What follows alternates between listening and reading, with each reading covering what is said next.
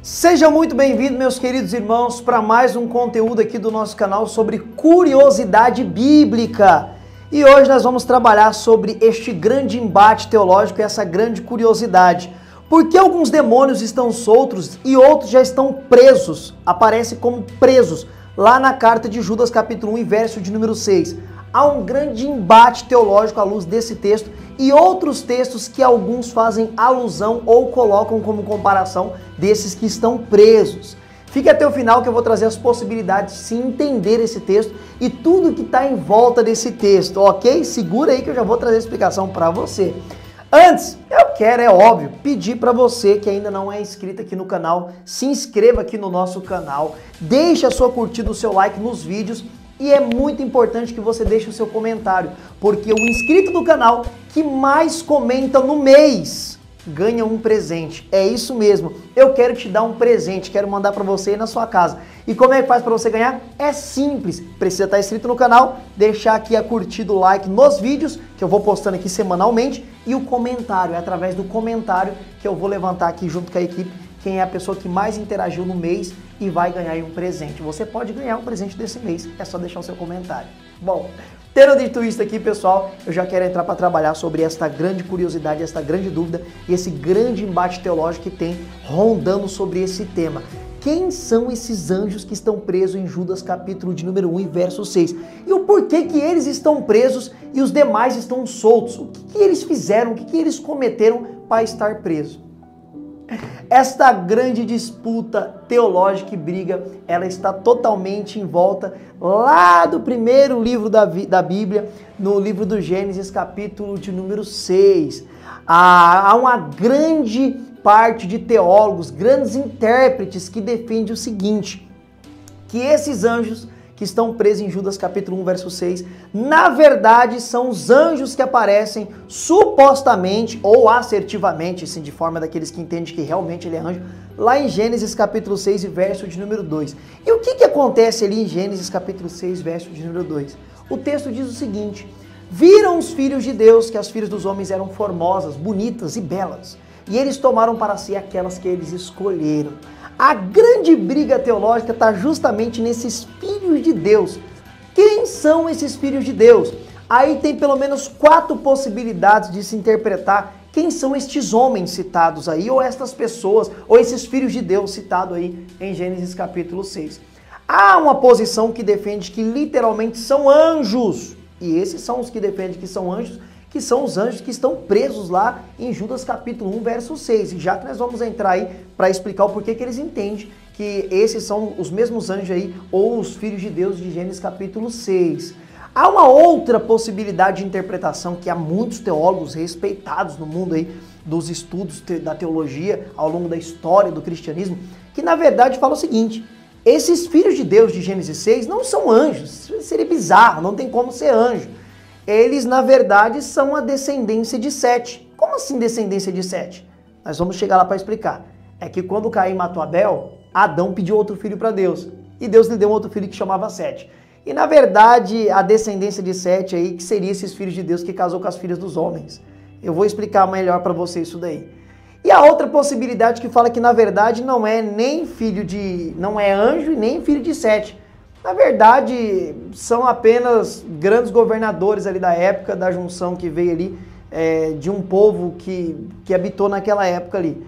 A outra possibilidade é que, na verdade, esse texto seria um mito. Não é nem filho de Sete, pode ser anjo, mas que é um mito. Seria um folclore judaico. Tem essas 4 possibilidades de se entender aí, Gênesis capítulo de número 6 e verso de número 2 aí, e os versos que vêm na sequência. Porém, as 2 interpretações que mais ganham voz e eco, né, mais tem adeptos a aceitar ao longo da história, não só do cristianismo, mas também do judaísmo, é a possibilidade de ser anjo e a descendência de Sete. E é sobre isso que nós vamos aqui tentar abordar de forma mais longa nesse vídeo de hoje. Então, a primeira possibilidade seria que literalmente é anjo. E o porquê que eles vão defender esses teólogos e até pessoas do Velho Testamento, né, rabinos da época de Jesus e ao longo da história ali do judaísmo e do cristianismo, eles defendem que é anjo. eles vão na gramática do texto. O que é gramática? A forma que o texto foi escrito ali no texto original. E nós sabemos que esse texto foi escrito em hebraico. A palavra que aparece ali em Gênesis capítulo 6 e verso número 2 é Bená Elohim. Bená, filho, e Elohim seria atribuído para Deus, que traria uma ideia de um plural majestático, mostrando mais de uma pessoa divina, que segundo hebraístas, pessoas que dominam o idioma hebraico, Elohim também é usado, atribuído para anjos. E eles vão consolidar esta ideia à luz de Jó, capítulo 1 e verso de número 6, que o texto diz lá que vindo os filhos de Deus se apresentar a Deus, veio também Satanás. E ali não tem briga. Tanto quem não acredita que em Gênesis 6 é anjo, aqueles que falam assim, não, em Gênesis 6 não é anjo, eles acreditam que Jó capítulo 1, verso 6 ali literalmente é anjos, porque Satanás está no meio, né? E ali em Jó capítulo 1, verso 6, a palavra que aparece é Bená Elohim. Seria a mesma palavra que aparece em Gênesis capítulo 6, verso 2.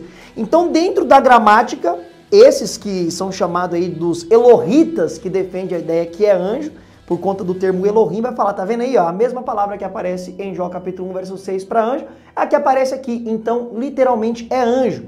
E aí, para formular mais a ideia e consolidar mais ainda, eles vão falar o seguinte, quando no Velho Testamento vai aparecer a expressão de homem ser chamado filho de Deus, não vai aparecer Benai Elohim, vai aparecer, na verdade, como está lá em Deuteronômio capítulo 14, verso 1, verso 2, vai aparecer a palavra Benai Yahoá. Benai Yahoá, que seria esse Deus chamando os homens de filho dele. E também lá no livro de Oséias, no capítulo 1 e verso de número 10, aparece Benai El.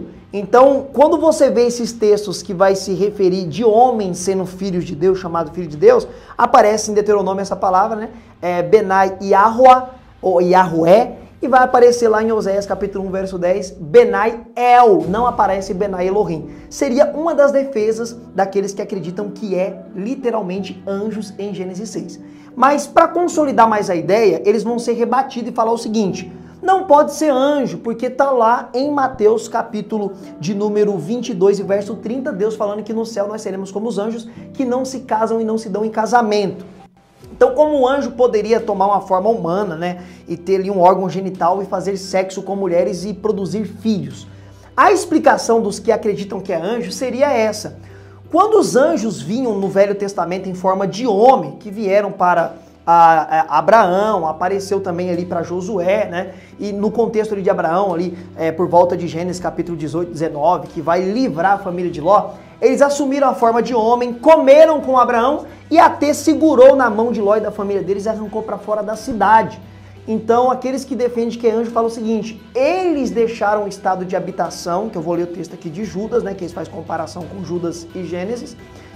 Quando eles vieram como homem, eles assumiram a forma de homem, então, automaticamente, se eles comeram com Abraão e pôde segurar, era físico, tinha um corpo físico, no braço de Ló e arrancar ele da cidade, o porquê eles não poderiam tomar também as funções biológicas dos homens? Se comeu, automaticamente poderiam tomar as funções biológicas dos homens e assim ter os órgãos reprodutores do homem e habitar com as mulheres e gerar filhos, porque a sequência do texto de Gênesis diz que depois da junção desses filhos de Deus com a filha dos homens, nasceram os Nefilins. Na sua Bíblia vai estar aí como gigante, no hebraico é Nefilim.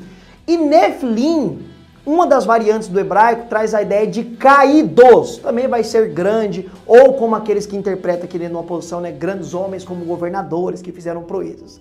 Então aqueles que acreditam que é anjo falam o seguinte, realmente no céu os anjos são espíritos e não tem como ter relação sexual. Mas quando eles vinham em forma humana na terra, que aí dentro da teologia isso é chamado de teofania, uma manifestação daquilo que é divino em forma humana, eles assumindo esse corpo humano, eles poderiam procriar com as mulheres, já que podia comer, podia pegar no braço, sair correndo, o porquê não poderia ter relação sexual. Então, essa aqui é uma defesa daqueles que acreditam que literalmente é anjos em Gênesis capítulo 6. E porque os descendentes dessa mistura seriam nefilins, caídos, gigantes. É uma das defesas também, tá? E aí também, além de usar o texto de Judas aqui para corroborar a ideia daqueles que defendem que é anjo, que eu vou ler para vocês, eles vão falar o seguinte, olha, Ao longo da história aí da igreja aí, de forma majoritária, foi defendida em alguns livros, tido como apócrifos, a ideia que literalmente era anjo. O que seria um livro apócrifo? Um livro apócrifo seria um livro que não entrou na Bíblia, porque é entendido e aceito pela igreja e pelos eruditos da época da antiguidade, que não era um livro inspirado pelo Espírito Santo, mas era um livro usado na igreja na época de Jesus Cristo e em alguns séculos também ali depois de Jesus Cristo, do ministério dele e dos apóstolos. Algum dos livros que aparece referência a Gênesis 6, falando que ali é anjo, é o livro de 1 Enoque, é o livro do Testamento dos 12 Patriarcas, é o livro dos Jubileus, é o documento de Damasco. Estes livros aparecem falando que em Gênesis 6 literalmente era anjos. E são livros tidos como históricos para o judaísmo. E também, durante os primeiros 4 séculos da igreja, ou seja, depois de Jesus e dos apóstolos, 400 anos para frente ali, boa parte dos cristãos aceitavam que em Gênesis 6 era anjos. Alguns que era mito, como eu falei aqui que é uma possibilidade, e outros que realmente eram anjos que tiveram relação com mulheres. Depois que começou a florescer mais e ganhar mais espaço, a ideia é que na verdade não era anjo, mas sim era descendência de Sete. E aqueles que ainda acreditam que era anjo, que vai fazer ali a junção de Gênesis 6 e Judas capítulo 1, verso 6, eles vão falar o seguinte: se você ler o que está escrito em Judas capítulo 1, do verso 5 ao verso 8, você vai entender realmente que ali era anjos em Gênesis 6. Por quê? Eu quero ler o texto para vocês. Cartinha de Judas, que fica antes do Apocalipse capítulo 1, verso 5.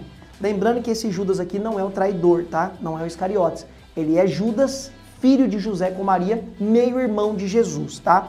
Então aqui no capítulo 1, verso 5, ele começa dizendo o seguinte: mas eu quero lembrar vocês, como que, uma vez dito isso, vocês já sabem, que havendo o Senhor salvo um povo e tirado da terra do Egito, destruiu aqueles que não creram. E aí ele vem no verso 6 e diz: e aos anjos que não guardaram o seu estado perfeito, mas deixaram a sua própria habitação, ele tem reservado em escuridões e em prisão eterna até o juízo daquele grande dia. Aí na sequência ele diz: assim também como Sodoma e Gomorra e as cidades da vizinhança, que havendo se corrompido como aqueles, o que é esse aqueles aqui? E ido após outra carne, foram postos para exemplo no sofrimento de pena do fogo eterno, já que eu comento quem são aqueles aqui, tá? E contudo também estes, semelhantemente adormecidos, contaminaram a sua carne, rejeitando a dominação e o vitupério da autoridades, e vituperando a autoridades.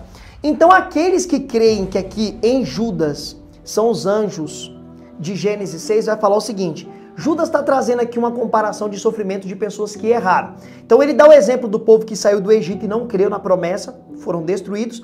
Na sequência, Judas vai falar de anjos que não guardaram seu estado eterno, mas se rebelaram contra Deus. E na sequência, ele vai fazer a comparação de Sodoma e Gomorra. E quando ele faz a comparação de Sodoma e Gomorra, ele fala o seguinte: assim como Sodoma e Gomorra e as cidades vizinhas, que havendo se corrompido como aqueles. Quem é esse aqueles? Os melhores intérpretes da língua grega vai falar que esse aqueles aqui, que ele está fazendo a comparação, Judas está fazendo a comparação, que as pessoas de Sodoma e Gomorra pecaram semelhante àqueles. Aqueles quem? O que vem antes. E o que vem antes aqui de Sodoma e Gomorra? Os anjos que não guardaram seu estado eterno. Então, o pecado de Sodoma e Gomorra, que está muito ligado à imoralidade sexual, que você vê que quando os anjos vão tirar a família de Ló da cidade, os homens daquela cidade queriam fazer relação sexual com os anjos que foram enviados por Deus. Então, para aqueles que acreditam que aqui são anjos presos lá de Gênesis 6, aqui em Judas, aqueles que creem que em Gênesis 6 é anjo, vai falar que é esses anjos de Gênesis 6 que estão presos aqui. Vai falar o seguinte: assim como os anjos que foram a outra carne, que é o que está citado no verso 7, os moradores de Sodoma e Gomorra também fizeram o que era abominável para Deus, indo a outra carne, homem com homem. É óbvio que o pecado de Sodoma e Gomorra não foi apenas a imoralidade sexual, mas vários tipos de pecado, como impiedade, como não amor ao próximo, como homicídio e vários outros tipos de pecado. Mas um dos pecados mais gritantes de Sodoma e Gomorra era a imoralidade sexual, o homossexualismo. Então, aqueles que acreditam que em Gênesis 6 é anjo, vai fazer comparação a esse texto de Judas e também a uma carta de Pedro, que ele faz também alusão a anjos e prisões. Então, eles vão juntar tudo isso e falar, tá vendo aí? Em Judas, mostra claramente que teve anjo que teve relação com mulher. Porque no verso 7 diz que, conforme aqueles, os moradores de Sodoma e Gomorra foram uma outra carne. Então a ideia seria o seguinte, que os anjos não podiam ter relações com mulheres, e eles vieram como homem, tiveram relação com mulheres, e os moradores de Sodoma e Gomorra fizeram a mesma coisa, que era proibido ter relação homem com homem e na outra carne. Fechou? Essa é a ideia aceita por aqueles que acreditam que é anjo em Gênesis 6. E aí tem a outra possibilidade, que é uma das mais aceitas, principalmente nos dias de hoje, por grandes teólogos também, que na verdade não pode ser anjos. Isso seria bizarro ser anjo literalmente. Que na verdade ali os filhos de Deus é simplesmente a descendência de Sete, que já vem sendo trabalhada ali desde o capítulo 4 até o capítulo de número 6, que a descendência de Sete, na verdade, é uma descendência que voltou a evocar, buscar, clamar a Deus. Porque depois da morte da morte de Caim, né? Aliás, da morte de Abel, que Caim matou Abel, aí o que aconteceu? O mundo ficou totalmente contaminado, com perversão, com homicídio, com toda aquela loucura. Adão pediu a Deus mais um filho, Deus lhe deu esse filho que é chamado de Sete, e a descendência dele voltou a buscar a Deus, a servir a Deus.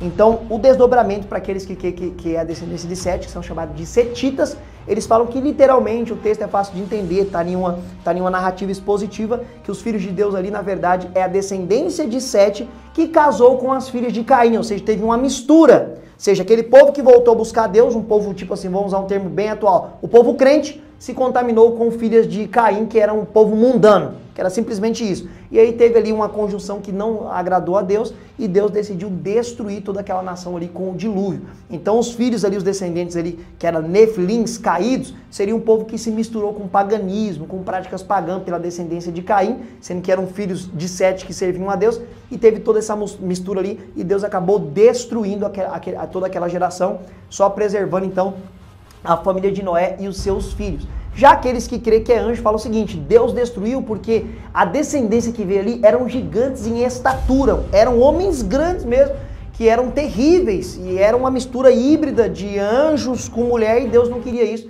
e por isso que Deus destruiu. Então tem essas duas interpretações, aqueles que creem que é anjo, que eu trouxe aqui para você, e aqueles que creem que é descendência de Sete, e as outras duas que não é muito defendida, que eram apenas grandes homens do passado e mitologia. E aí? Gostou dessas explicações? Essas são as possibilidades de se entender Gênesis capítulo 6 e Judas capítulo de número 1, ali verso 5 até o verso de número 8. Deixe o seu comentário aqui se você gostou, se você curtiu, e assiste os outros vídeos aqui e comenta para participar aqui, que eu posso mandar um presente para você na sua casa. Até a próxima, meu querido irmão em Cristo Jesus e minha querida irmã em Cristo Jesus.